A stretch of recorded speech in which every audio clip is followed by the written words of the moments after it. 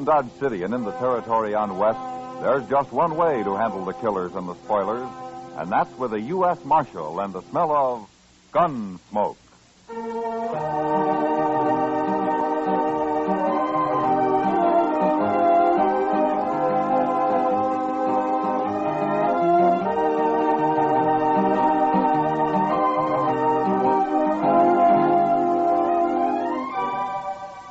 Gunsmoke, starring William Conrad, the transcribed story of the violence that moved west with young America. The story of a man who moved with it, Matt Dillon, United States Marshal.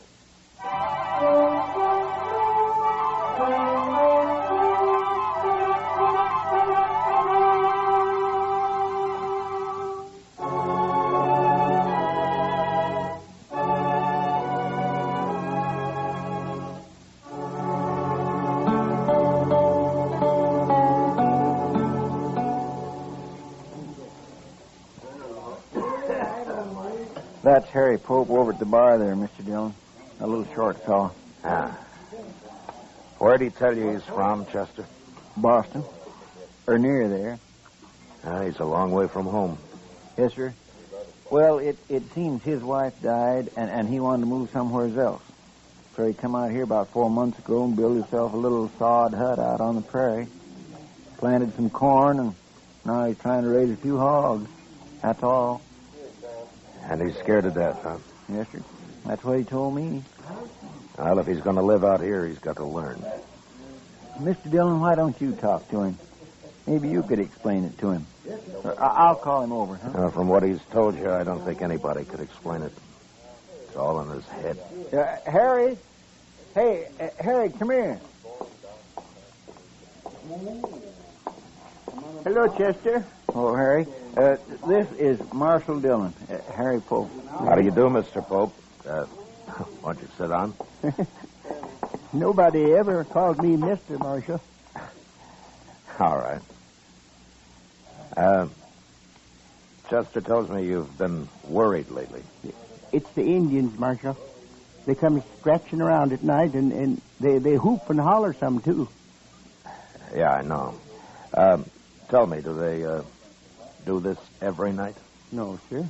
But maybe once a week they do. Well, what makes you think they're Indians, Pope? I can hear them, that's why. I've got a good stout door, or they'd have been in on me a long time ago. You know what coyotes sound like? They ain't coyotes. I can hear them talk. Oh? Well, what do they say? They just yell. I can't understand it. But I asked Chester here if maybe the Army wouldn't come out and run them off. Marshal, if they ever catch me outside my hut, I'll be done for. Pope, let me tell you something. If what you've been hearing was Indians, you'd have been done for a long time ago. Indians don't just scratch around at night like that, and they don't come whooping and hollering like that either.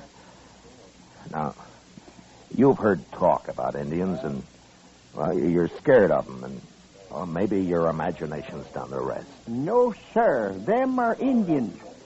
They're right there. I can hear them talking, I tell you. Well, then why don't you shoot them?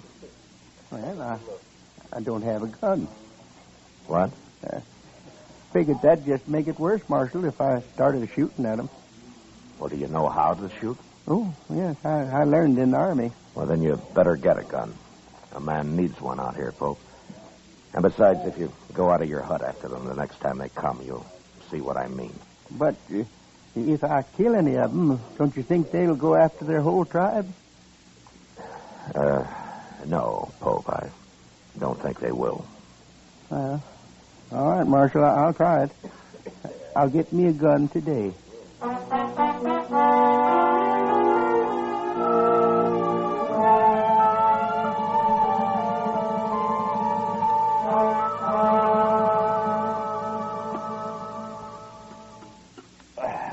Oh, say, that was good.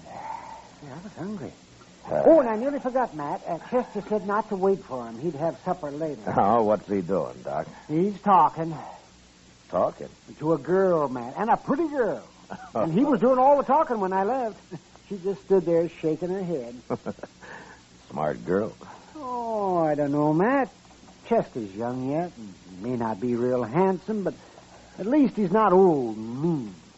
Did you ever try to borrow $1 from him, Doc? Yeah, and I did, too. Of course, I had to pay him back $1.10 the next day, but it was easy. I didn't have to lift a finger. He came right up to my office after. Yeah, I know. He's got about 8 of my time. Well, he's smart, that's all. Marshal Gillen. Oh, hello, Honeyman. You know Doc Adams here, Ned Honeyman. Oh, how do you do? How do you do? Sit down. Yeah. Bad news, Marshal. Oh? You know that new feller, that Harry Pope? Yeah, I met him a couple of days ago. I'm going to meet him again, Marshal. What do you mean? He killed Joe Carter last night. What? Carter's worked for me a long time. One of the best friends I ever had. They buried him this morning. Well, where did this happen? Did they have a fight? Pope shot him in cold blood, that's all. Out near that hut of his. Blasted Easterner. I'm looking forward to seeing him hung. Were you there, Honeyman? No. Then how do you know Pope shot him? Well, Earl Brandt was there. He brought Joe's body back to the ranch. Brandt works for you, too, doesn't he? Yeah, not so long as Joe. Oh, tell me what happened. I did. Pope murdered Joe Carter. They was riding by that dirty little sodbuster's hut last night. He come out and he shot Joe and he killed him. Well, maybe it was a mistake, honey. Oh, you don't kill men by mistake, Marshal. Well, now you going to arrest him? I'll ride out first thing in the morning. He might run. No, he won't run. He wouldn't know how. Yeah, I guess that's right. Okay, Marshal.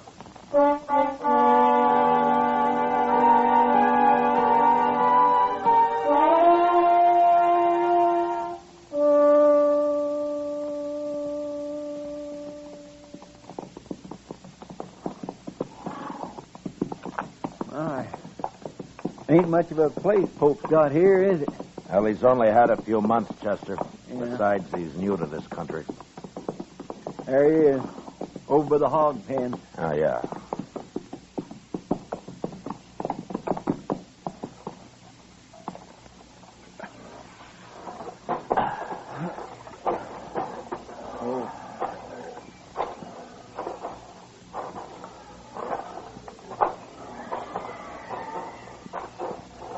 Hello, Marshal. Chester. Oh, Harry. Pope?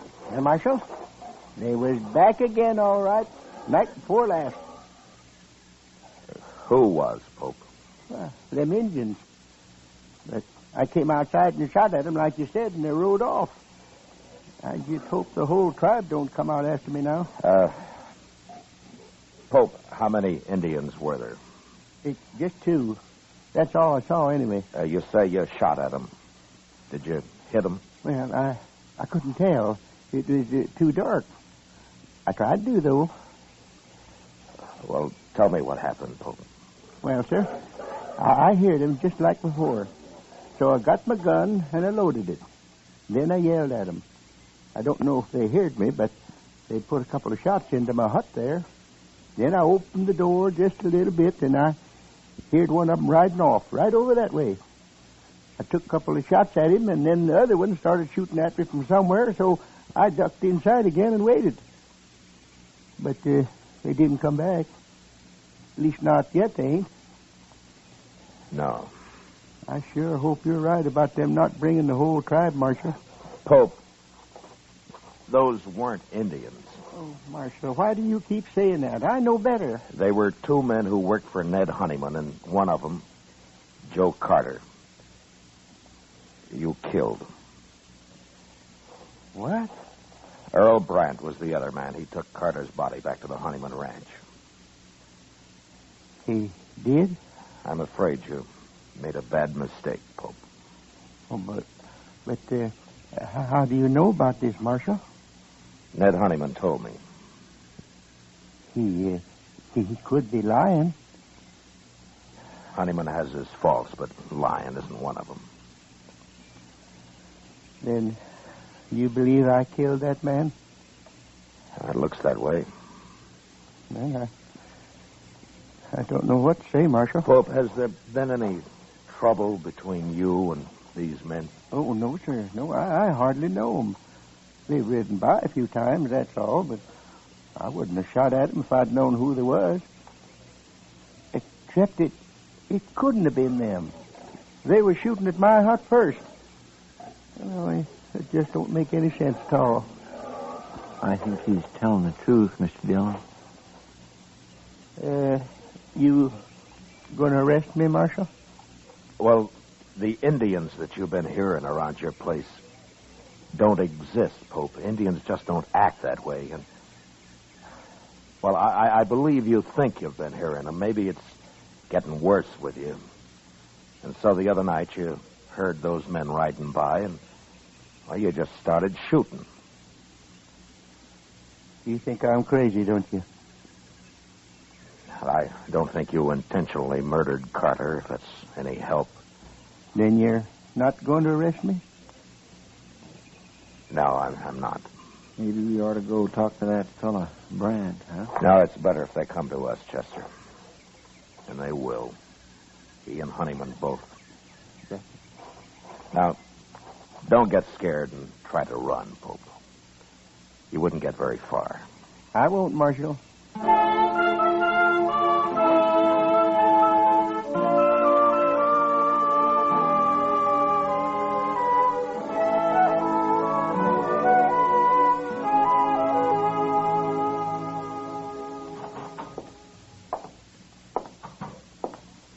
Morning, Mr. Dillon.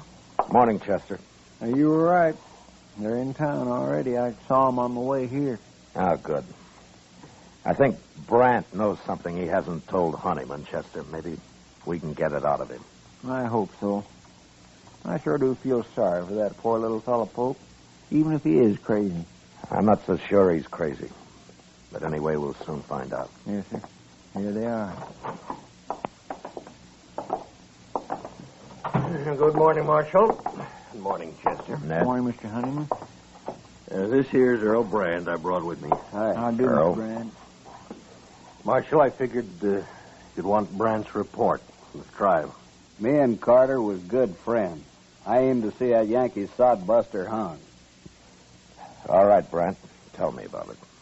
Nothing to it, Marshal. Me and Carter was riding past his place. He come out and started shooting at us. He killed Carter, and I took a couple of shots at him and drove him back inside that hut of his, and I packed Carter onto the range. Will you swear to that in court, Oh, Brandt? of course he will. Well, why shouldn't I, Marshal? That little murderer been telling you something else? Yeah? He thought he was shooting at Indians. What? Oh, that miserable Now, dog. you weren't there, Honeyman. How do you know what happened? Brandt told me what happened. Who else would have shot Carter? Brandt, why do you think Pope shot at you? I don't know, Marshal. He's crazy, I guess. Is that all? Well, that's enough, isn't it, Marshal? Look, he killed Joe Carter. Now, what difference it makes? The difference between murder and something else, Honeyman. Well, bring him in here and ask him. I'll beat the truth out of him if he lies. He isn't here. You what? I didn't arrest him.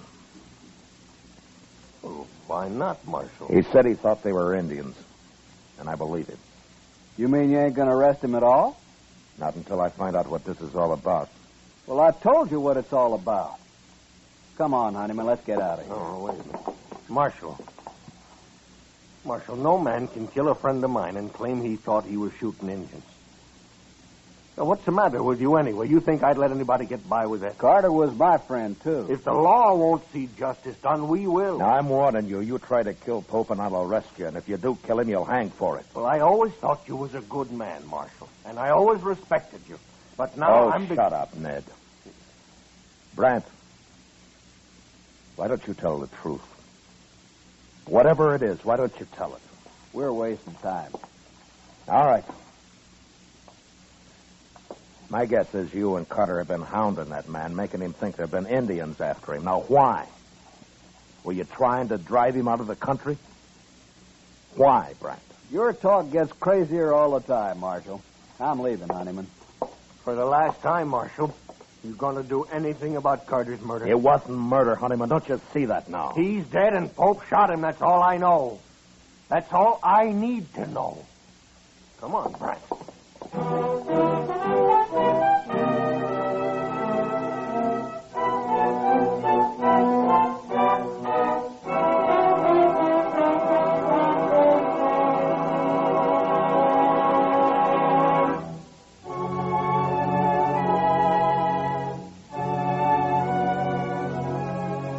That afternoon, I rode out to see Pope.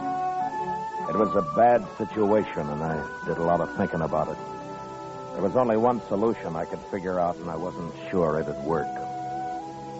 I found Pope weeding the few miserable rows of corn he'd planted out in front of the small bluff against which he had his pig pens and his hut built.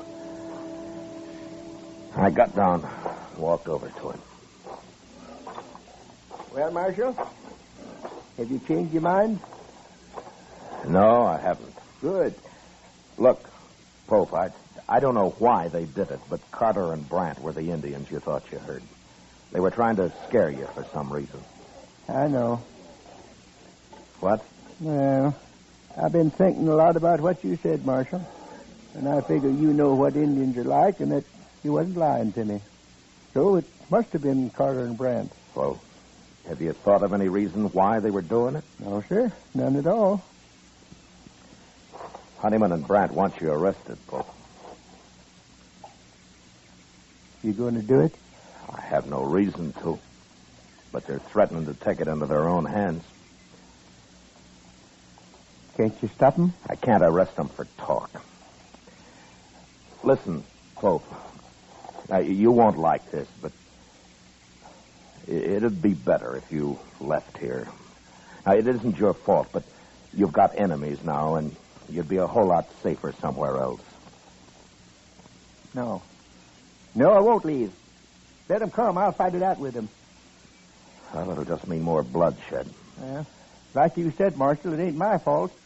And the man's got a right to defend himself. Yes, I know. But you won't have any peace here. You'll start jumping at shadows. I won't leave, Marshal. Well, all right. But think it over anyway. I have. I'm sorry about this, Pope. Thank you, Marshal. So long. Goodbye, Marshal.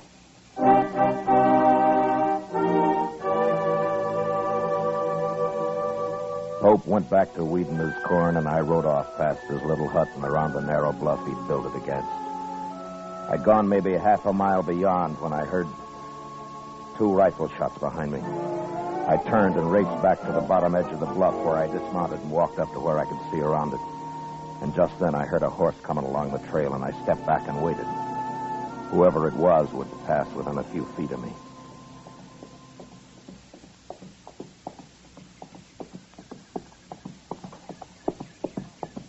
I got the drop on you, Brant. Don't shoot. Now keep your hands up. Now throw one leg over and slide off. Slow.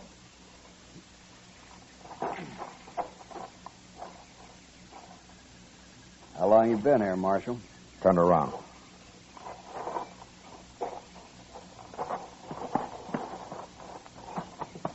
All right, you can put your hands down.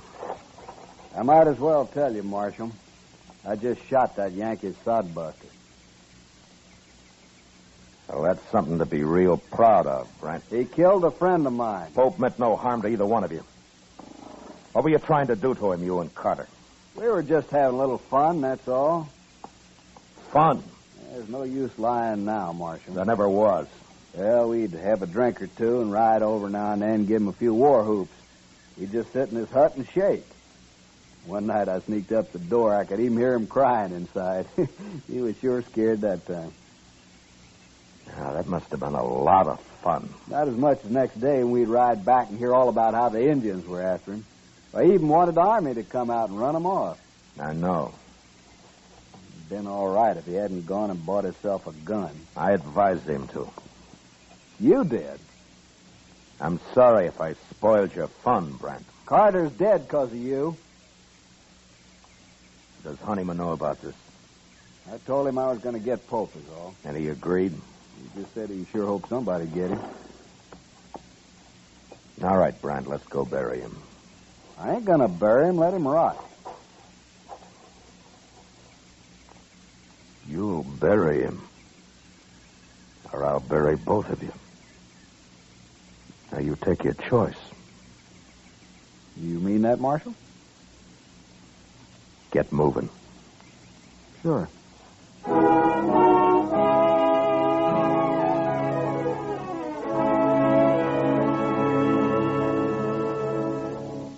It was too late to try to teach Brandt anything, but Ned Honeyman was a different matter. I wanted to be sure he understood what really happened. Otherwise, he'd spread the word against me and against the law. And there were a lot of men who'd be glad to listen to him. We buried Pope near his little hut and then rode into Dodge.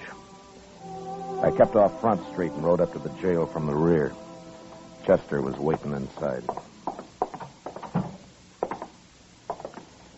My gracious, Mr. Dillon, I thought you'd never get back. Stay home, Mr. Brandt. Lock him up, Chester. What? He murdered Harry Pope. Then I'll gladly lock him up. Right back through that door, Mr. Brandt. Yeah. He says Honeyman's still in Dodge. Have you seen him, Chester? Well, Doc saw him over at the Alfraganza a little while ago. I'll be over there, then. Yes, sir. All right, Mr. Brandt, you just head on back.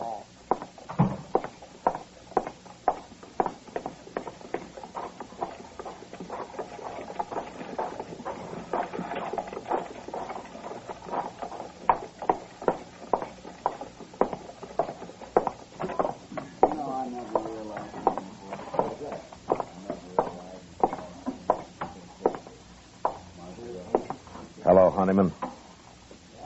What do you want, Marshal? I want to talk to you. I don't want to hear it. No, I don't think you do. What? I've been talking to Brandt. He's told me the whole story. Where is he, anyway? He told me that he and Carter have been having fun, as they called it, with Pope, making him think they were Indians. Well, you told him that this morning. He admits it now. I don't believe it.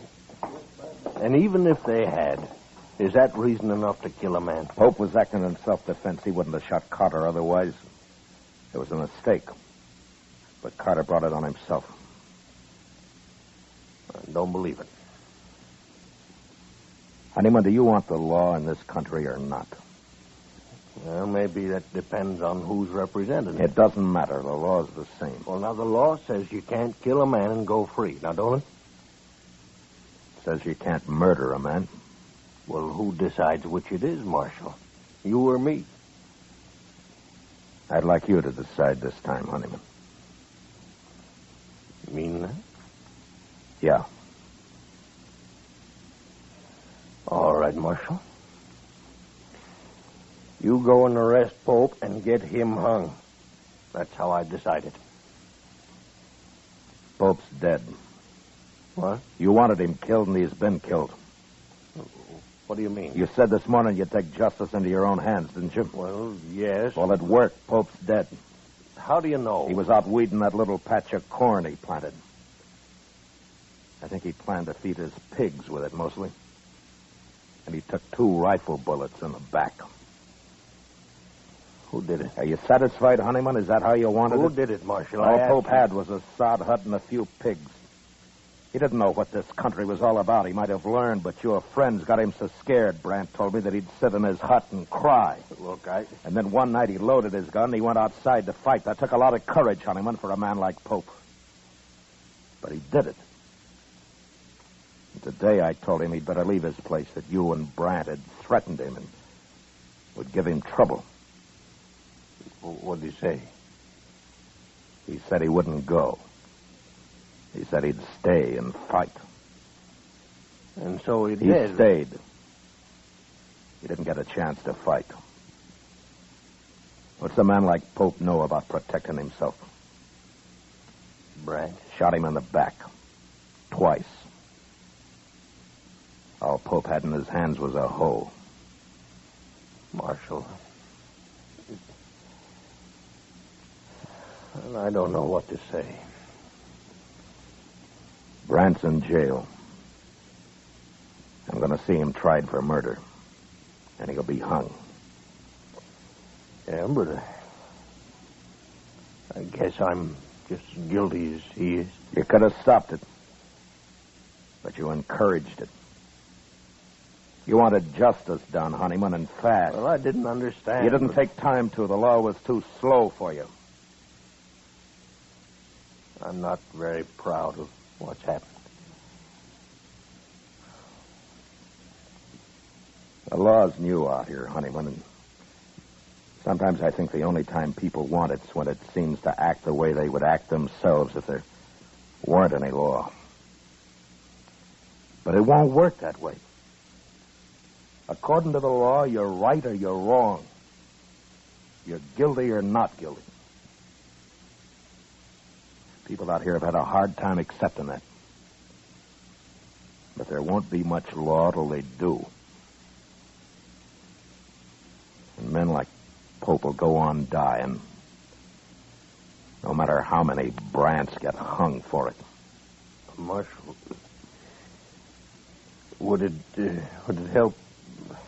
Would it help the law if I get up in court and take my share of the blame for this? Yeah. Yeah, Honeyman, it'd help. Well, I'll do it. Good. I'd be proud to buy you a drink, Honeyman. Oh, sure, Marshal. I thank you. Sam, set out 2 glasses.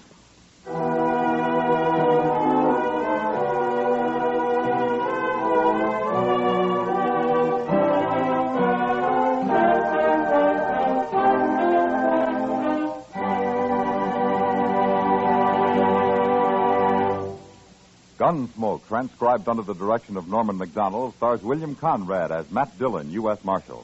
Tonight's story was specially written for Gunsmoke by John Meston, with music composed and conducted by Rex Corey. Featured in the cast were Lawrence Dobkin as Ned Honeyman, Ralph Moody as Harry Pope, and Harry Bartell as Brant. Harley Bear as Chester and Howard McNear as Doc. Gunsmoke has been selected by the Armed Forces Radio Service to be heard by our troops overseas. Join us again next week as Matt Dillon, U.S. Marshal, fights to bring law and order out of the wild violence of the West in Gunsmoke. Molière wrote a delightful comedy about a man who was not a doctor, but whose wife kept telling everybody he was a physician in spite of himself. Hear it this Monday night when most of these same stations present the Summer Theater with screen actor Robert Young in the starring role. And remember, for suspense all summer, hear Crime Classics Mondays on the CBS Radio Network.